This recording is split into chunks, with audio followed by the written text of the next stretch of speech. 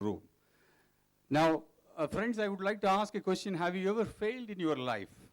If not, I invite you to taste the thrills of the failure. I guarantee you, you will come out as a successful, balanced personality with abundant wisdom. Success tells you what you are, but failure only tells you who you are. Failure is an option, but fear is not. A calm sea never produces a skillful mariner. Navigating on the shallow waters near the shore, ignoring the high seas, is a sin in life, in my opinion. Not taking a risk in your life is a sin, in my opinion. Friends, it does not matter what happens to you in your life, but it matters what you do when something happens in your life. That is the key. Now, somewhat similar to this scenario is what is our hero placed. As you might have seen in the trailer, the hero of our book, Arjun, he was a name synonymous with success. He was the CEO. He was lauded as one of the best CEOs of all the banks. Life was smooth for him. However, the path adopted by him for the growth was completely in contrast to the values adopted by his principal father, who was a principal teacher in a remote town in India. He came out in pursuit of an MNC career at the age of 15, and there were only occasional telephone calls with his father, which was the only connecting links between them. He did not visit his father for the last 15 years. Life was smooth to him, but post-2008, things started changing for our hero Arjun. The financial tsunami which hit the whole world, it also created a deep dent into his bank. There was a huge loss. As a CEO of the bank, he was asked to explain his grilling board. So he started explaining to his board of directors in the form of a story, which you might have heard, but still I would like to recollect. So he started his presentation of the way in which the US was doing business like this. It was a beach town in the Caribbean islands. The whole town was in deep debt. Everybody was holding a sorrowful face. One day, a rich tourist walks into the hotel. He deposits a $100 note into the reception. And he said, I would like to inspect your room, and I would like to take a room. Then he's saying that, he takes a lift and goes to the 5th floor. During this time, the owner of the hotel uses the $100 note to pay back his debt to the butcher. The butcher, in turn, uses that $100 note to pay back the pig grower. The pig grower, in turn, uses that $100 note to pay the supplier of fuel. The supplier of the fuel, in turn, uses the same $100 note to the fuel distribution agent to whom he owed. And the fuel distribution agent used that $100 note to pay back his previous dues to the hotel, and the $100 note comes back to the hotel. Now, meanwhile, the tourist comes back. He says, I don't like any of your rooms. And he takes back the $100 note and walks out. No one earned anything, but everyone's debt got extinguished. Everyone's credit limit was restored in that town. So these fancy methods resulted in what is called as the global recession. Because we refuse to address it as a global depression, we call it as a global recession.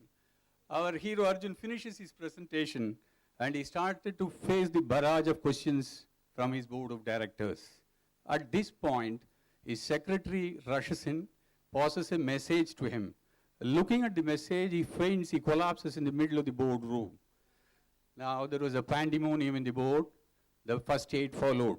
After a few minutes, Arjun, our hero, wakes up and he realizes that he was in the midst of a formal board meeting. He was profusely apologetic, and he told his chairman that I have a personal blow. My father, who was the principal, the teacher, he died in his hometown. Then immediately the board gets adjourned, and our hero Arjun undertakes the journey from London to Lalgudi, his hometown. The journey of enlightenment begins. He travels to his hometown to mark the 10 long day rituals in memory of his father, the well-respected teacher in the town. The story revolves around the interaction between the rebellious son and the persuasive father during the 10 long nights. 10 days, 10 nights, 10 questions which open up too many sparks in the minds of our hero Arjun. The book is packed with real-life events, short stories, and an array of quotes from the ancient wisdom. 10 days got over. His dad said goodbye and vanished. Our hero Arjun felt that he should stay back in the same hometown and he should do his service to the public over there. But his family refused to move out of London. What did he do next? Did he go back to London? Did he get back to his glorious days of the past? Why the director, who was at his hostile best at the beginning of the story, called our hero Arjun as a saint in the boardroom at the end of the story? This and much more, I leave it to you to figure out from our book, ASaint in the Boardroom. Now, Arjun gets baptized. But one thing is sure, that our hero Arjun gets baptized in the process and he moves to the next level. What is this next level? Here is this level. Blessed is he who has learned to admire but not envy, to follow but not imitate, to praise but not flatter, to lead but not manipulate, to win without sin. A saint in the boardroom, from the heavenly soul to the earthly body in deep distress. This book will convert your inner sparks of possibilities into flames of achievement. Don't miss it. Before I conclude, I would read a few lines from the book. Arjun, our hero, he asks his dad, Dad, among all the human beings on the planet, why did you choose to visit me and advise me every night, Dad? He asks. His dad replies, my dear son Arjun, to the world, you may be yet another person, but for me, you are the world. True learning is like lighting a lamp. You can light a fire from the same lamp without diminishing the original flame. Enlightened leaders are like the first lamps. Now, the greatest wars are fought in the silent chambers of your soul. The greatest champions are not made in the gym, but they are made in the inner walls of the chambers of your soul. Many people out there are fighting such great battles. My dear son, will you carry these messages beyond the border and help them to fight such battles? He asked. Now it is our lines for you, to the audience, our ambassadors here. To the world, it's our lines for you. To the world, you may be yet another person, but for us, you are the world. You are our first lamps. You can light many lamps around you without diminishing the original flame. Will you not provoke the millions around you to come forward to our book, A Saint in the Boardroom? We hereby designate you as our first lamps to light up the world around you. We hereby designate you as our brand ambassadors. Are you ready? Thank you. Now we can take any questions and answers I can take. Yeah, this is the first book. And the second book is already released. To answer you, my PhD on corporate governance, they asked me to write a book on corporate governance. So I said, instead of the book, remaining as an ornamental piece in a library, I wanted to take it to a large public. Therefore, I made a cocktail of a fiction come this kind of positive thinking. This is my first book, but the second book is already released, but it is only on corporate governance, which is going into the academic circles. Yes? I am Jamin Patel. Good evening to all of you. As you mentioned, the entrepreneurial bug, it holds everybody. Which is the main reason entrepreneurial bug or the 30 or 40 is the early age or overconfidence for the defeat in the success? See, there is no hard and fast rule. It could hit you on the age of 20. My boss had it at a very early age of 25. Rajiv Bhatia is a born entrepreneur. It depends, but by and large, the executives, the professional executives who grow, they feel a 15 years time is too long a time. They feel they are doing something for others. We have done everything, so why not we do for ourselves? Generally, the consensus is that the professional executives, after 15 years of service, that bug starts hitting it. This is more of a macro survey, but it can vary from person to person. is the book in the lines of the monk who sold his Ferrari, or how different it is from them? Yeah, good question. And the monk who sold his Ferrari, he was a criminal. The hero was a criminal lawyer. He takes the ladder of he takes up the ladder of success. He reaches the top.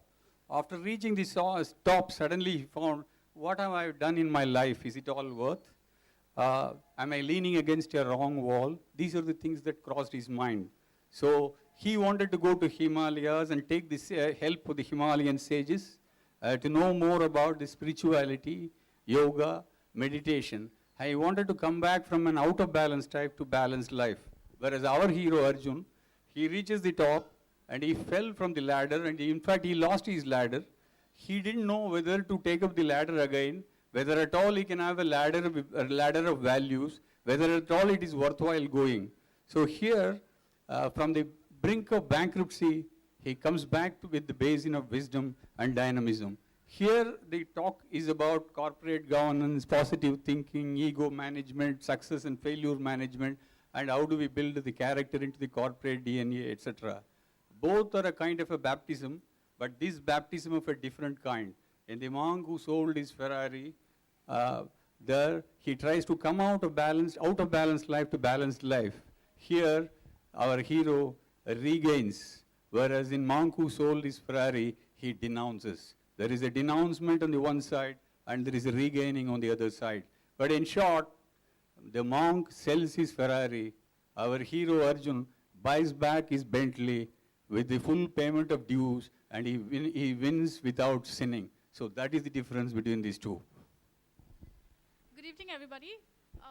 One thing that just struck me was a saint is not generally associated with generation of wealth. Isn't it an oxymoron that a saint is standing in the boardroom? Yeah, a good question indeed.